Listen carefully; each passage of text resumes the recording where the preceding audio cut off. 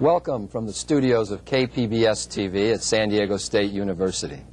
The International Training Center today brings us all together in this teleconference, joining Mexico, the Dominican Republic, Costa Rica, Panama, Colombia, Ecuador, Venezuela, Peru, Bolivia, Paraguay, Brazil, Argentina, the United States of America, and the United Nations Commission on Trade and Development in Geneva, Switzerland. We would like to thank Globecast Communications, Telecomunicaciones de Mexico, Panamsat, and Brazilsat for their satellite linkage services which make this all possible today. Welcome to our program on strategies for client service across borders and how to measure and assure satisfaction. This is the 12th and final video conference of the series Principles for World-Class Performance. My name is Richard Page. I will be your moderator for today's program. I am a private attorney with the San Diego law firm of Page & Bush, LLP, practicing in the areas of business and international law. Today's program is composed of 2 presentation modules and 2 question and answer sessions. We look forward to your live participation. To be successful in selling products on an international level, an organization must realize that it is marketing in cultures distinct from its own. Traditional measures of satisfaction in the domestic market will almost certainly not apply to all of the international markets into which sales are made.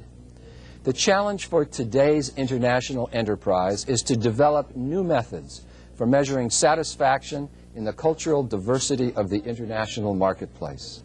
Once satisfaction is achieved, the next challenge is to maintain market share and to assure continuing satisfaction. The image of the international organization seeking profits above human principles may be the impression of the past. A new, more humane organization which considers ethical, social, and religious values will likely be the leader of the future. It is a pleasure to introduce to you today's speaker, Mr. Jerome Finnigan. Mr. Finnigan is a human resources manager for Xerox Corporate Research and Technology in El Segundo, California. He joined Xerox in 1966 and has held a variety of human resource positions in Los Angeles and Rochester, New York. Mr. Finnigan's assignments have largely been in human resource development and organization development. He was an early advocate of quality circles in the late 1970s and was quality officer for the Printing Systems Division during Xerox's implementation of total quality. Mr. Finnigan is the author of The Manager's Guide to Benchmarking and co-author with Dr. Warren Schmidt of 2 books on total quality management: The Race Without a Finish Line, America's Quest for Total Quality, and TQ Manager, a practical guide to managing in a total quality organization. Welcome, Mr. Finnigan. Let us begin with an introductory question. The international enterprises of the past have often been perceived as caring more about profits than people. Is this an image which an international organization should try to shed? Richard, it's more than an image to shed. The world's economy is changing, and it's time for new thinking. People's expectations throughout the world are rising, and organizations that wish to succeed are going to have to learn to value people, people as customers and people as contributors. Thank you for your comments. Let us begin with Module 1, in which Mr. Finnigan will explain the key features in defining new strategies for measuring and assuring customer satisfaction.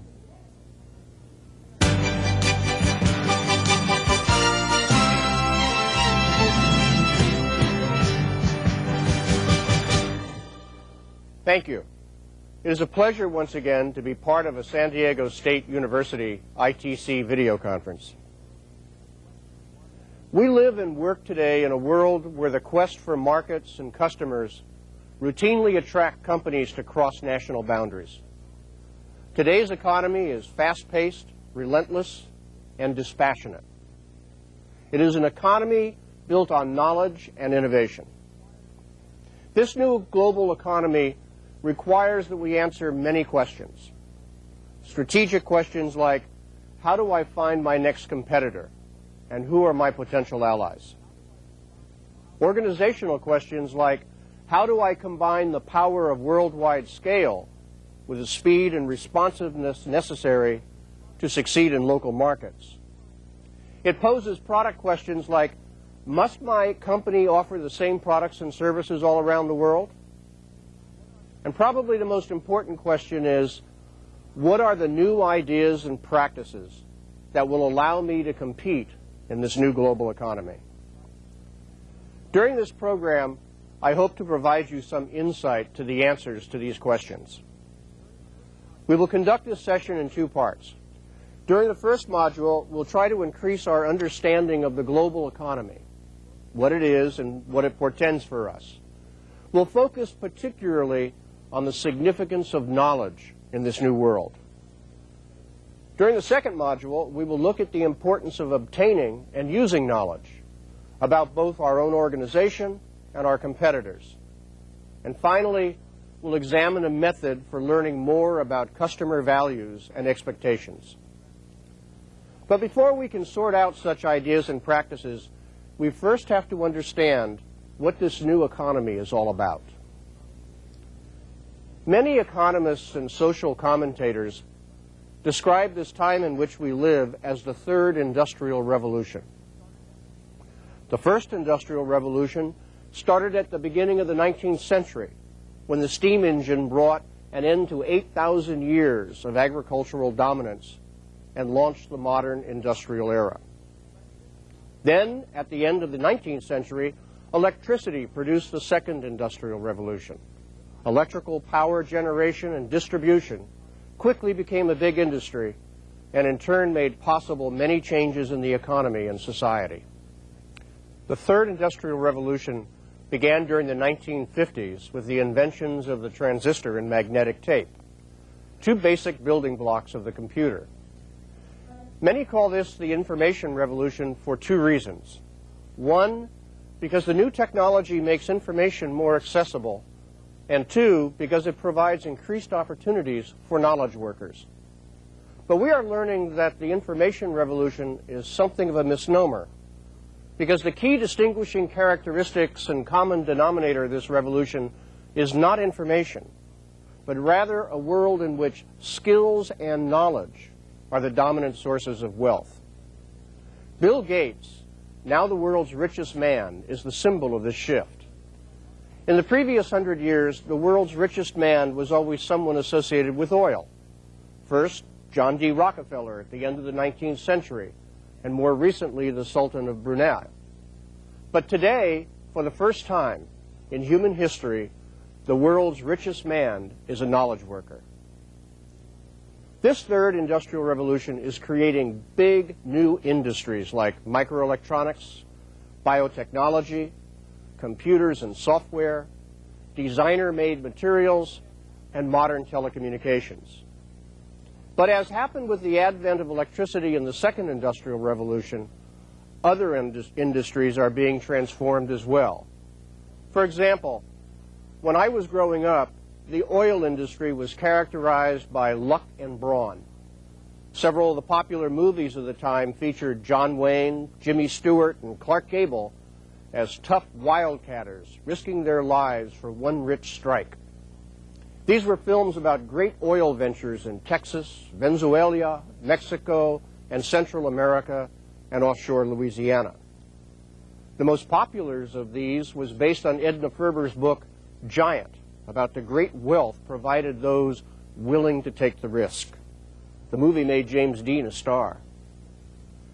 The lead characters in all of these films were roustabouts who represented some of the least educated workers in our communities. But all of that has changed during the past 20 years. The oil business has become a knowledge business. Today it is an industry that uses 3- and 4-dimensional acoustical sounding, horizontal drilling, and oil platforms working in water thousands of feet deep. Most of the luck element is gone.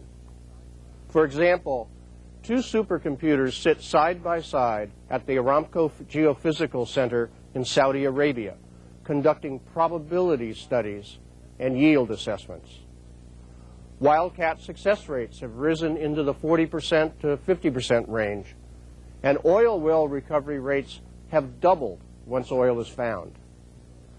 There are no illiterates working on the oil rigs in the North Sea or on the Gulf of Mexico. The oil industry workforce today is highly skilled. My closest friend is a geologist with Texaco. While he still travels around the world searching for oil, today he spends more time teaching probability to his potential partners and negotiating arrangements based on those probabilities than he does studying geology maps or hitting rocks with a hammer. Other changes in this new economy are more subtle paradigms of human behavior. For example, more movies are watched at home now than in movie theaters. The effect of this trend on film distribution, home entertainment, system sales, and sales at shopping centers built around feature film theaters is still unclear. Film revenues are up because distributors have raised prices. Actual attendance rates are down. And cable TV is having other effects. As more shopping channels appear, electronic retailing is going to produce very different shopping patterns. And electronic travel, like Pictel conferences and video conferences like this one, is already changing business travel patterns and spending. Let me give you another example. Los Angeles-based Univision Communications owns the largest Spanish-language television network in the United States. It owns 17 broadcast stations and has another 21 broadcast affiliates and 740 cable affiliates. It has more than 75% of the U.S. Spanish language market, and its Galavision cable network reaches more than 1.7 million subscribers. It provides its viewers 24 hours of daily programming. Where does the programming come from? Most of it is provided by the company's partners, who own 20% of Univision, Mexico's Grupo Televisa and Miami-based Venevision. Some, of course, is produced by the local stations themselves, local news, kids shows, etc. Some comes from mainstream English-speaking programming, which is dubbed.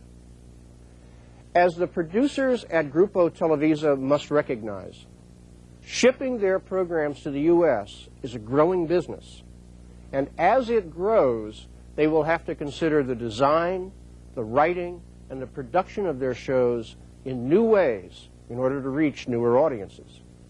Similarly, some of the U.S.-based Spanish programming is finding markets in Central and South America and Mexico, and the producers of these shows are making those subtle changes that their new viewers require. The major agent of change of the global economy is the Internet. The Internet itself is changing virtually every aspect of how we do business and every aspect of how we communicate. To underline this, let me point out that IBM is still in the process of reinventing itself from a processor manufacturer to a full-service provider for the Internet. In a white paper titled Get Connected, IBM strategized that the modern corporation had to be networked not only to its employees, but also to its customers and suppliers around the globe. The IBM strategy is based on the belief that opportunities on the Internet fall into every category of information technology, and IBM visualizes itself as the one-stop shopping center for customers seeking to get wired. For example, recently Banco de Brazil hired IBM to lead a $180 million effort to connect computer systems in its branches using Java technology. Java, as you have learned in the past ITC video conferences, is the key language for connecting databases on the World Wide Web. The Internet is also influencing air travel.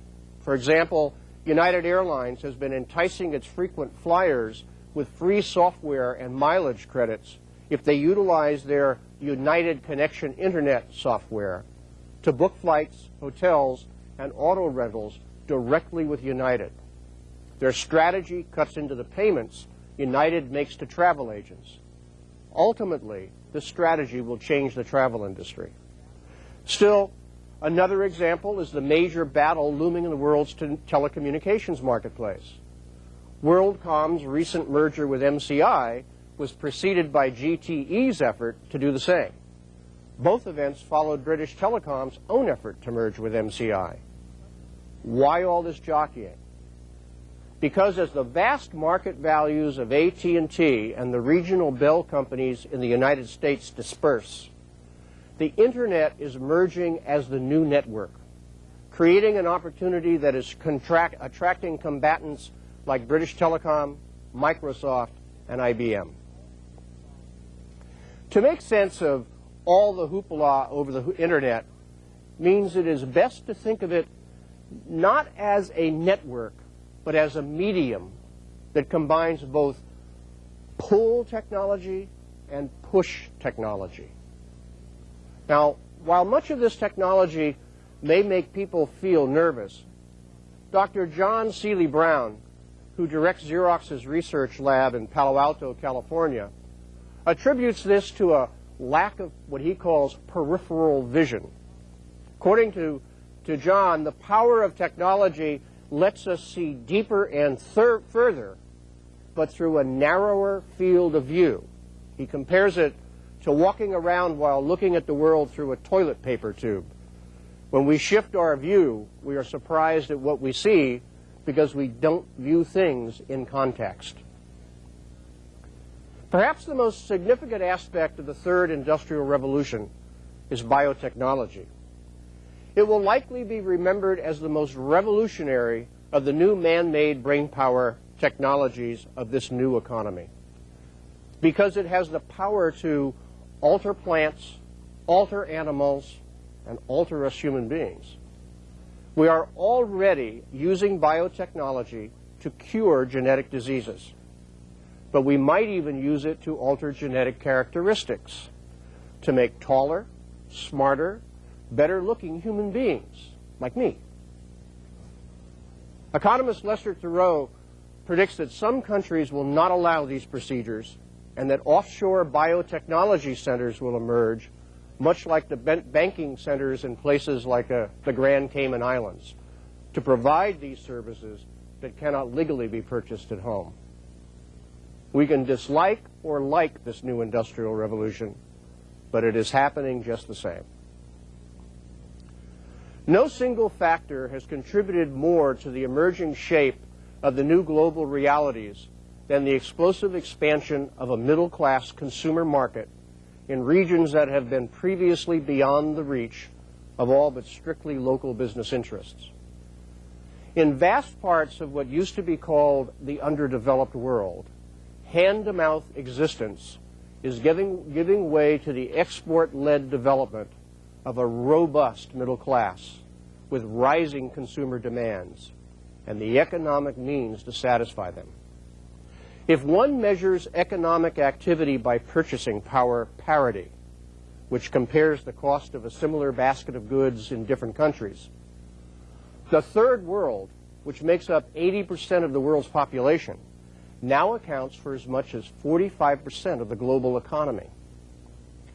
Although the great majority of middle-class consumers, which we arbitrarily define as households with an income of $25,000 per year, are still in North America, Japan, and Western Europe, according to World Bank indicators, the growth of this market over the next 2 decades will be greatest in Eastern Europe, Asia, excluding Japan, and in Latin America.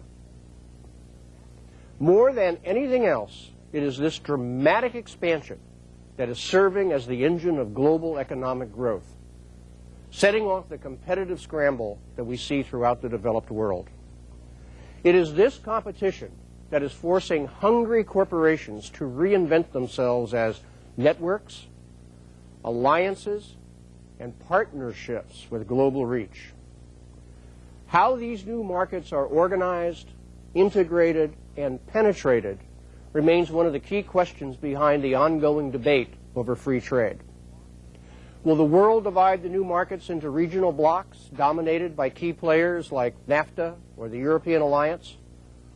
Or will a genuinely global trade regimen come about through GATT? If regional blocks win out, does business follow the same path? Or do the evolving networks build bridges between blocks, as they have between nations? No one knows the answers yet. But we do know enough to realize that as those new markets take shape, we will have to take into account three major shifts in world thinking that are influencing the new economy.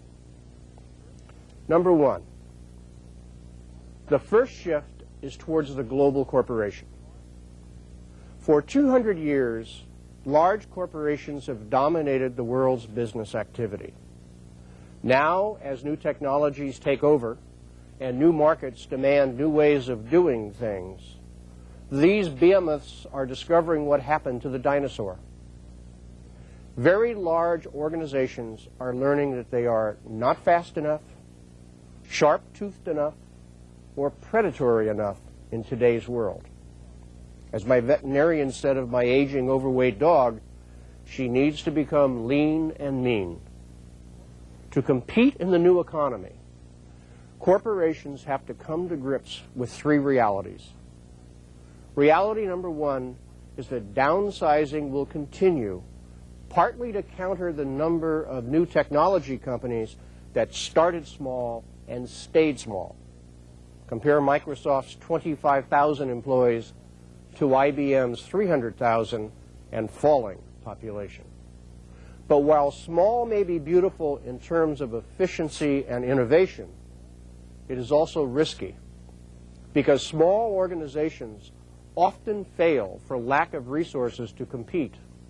This means having strong friends. So the second reality is alliances. Worldwide alliances have become the best means for small to medium-sized organizations to enter the global marketplace. The traditional glue of corporate cultures, however, is hard to undo, and these alliances will require the forging of new models of global corporate culture and vision based on the partners' shared views. The third reality is customer demand. Consumer demand will require anywhere, anytime service. This means that organizations will have to adopt new operational frameworks that allow for the creation and management of diverse, distributed, and cross-functional activities that can satisfy consumer requirements correctly the first time. The second major shift is global jobs. The flip side of organizational restructuring will be workforce fragmentation, a phenomena that includes shorter rates of job tenure, a variety of new types of employment relationships, and increasing cultural diversity in the workforce.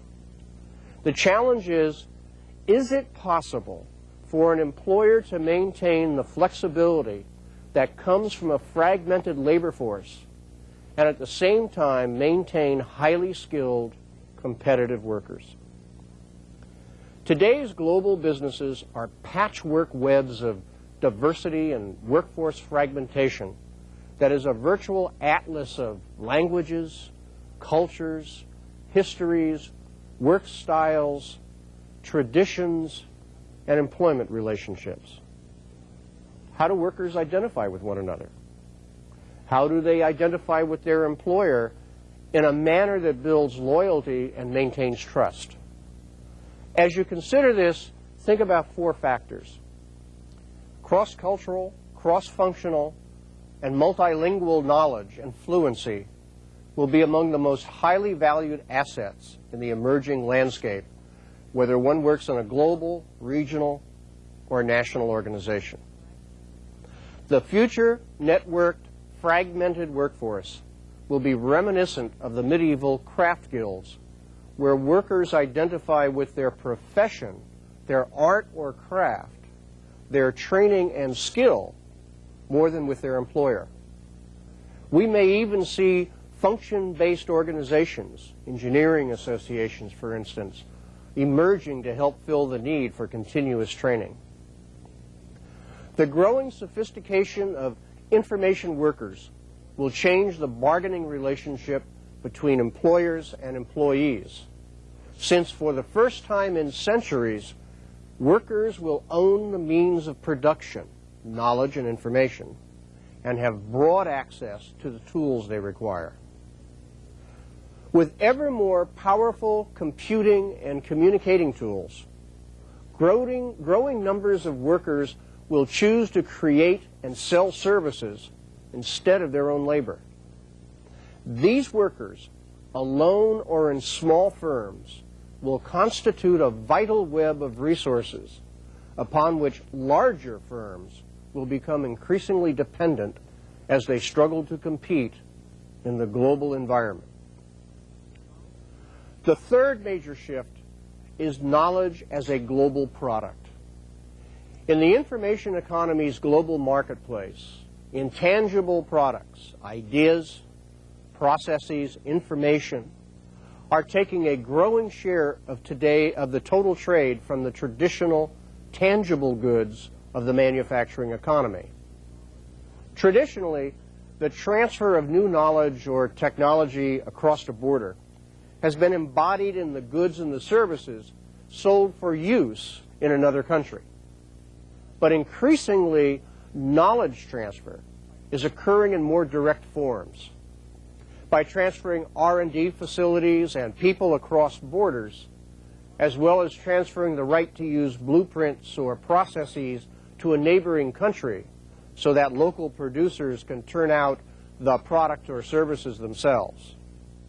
The payment of a license or a royalty can be seen as the purchase price of an advanced technology or idea. Thus it is, in every respect, a product. While it currently represents only a small piece of total international trade, about 2%, for well more than a decade, it is growing 75% faster than world trade and 50% faster than overall world output. A good example of this are the manufacturing investments that companies have been making in Tijuana, Mexico. Investments in this area totaled $1 billion last year. Most of these facilities are assembly plants taking advantage of lower-cost labor. But next year, Mitsubishi will open a full-service facility in Mexicali dedicated to making entire computer and TV monitor tubes, not just assembling them. This not only requires a major investment of yen, but it also requires that Mitsubishi undertake a significant technology transfer to a non-Japanese employee population. As more information and knowledge, as opposed to goods, flow across borders, as in the Mitsubishi example, the content of global work will change. To be engaged in this activity, organizations and nations will have to be sensitive to four issues. One, entire business processes will need to be packaged and translated for multiple cultures, and initial implementation of transferred knowledge must be facilitated for some time with technical support. Two,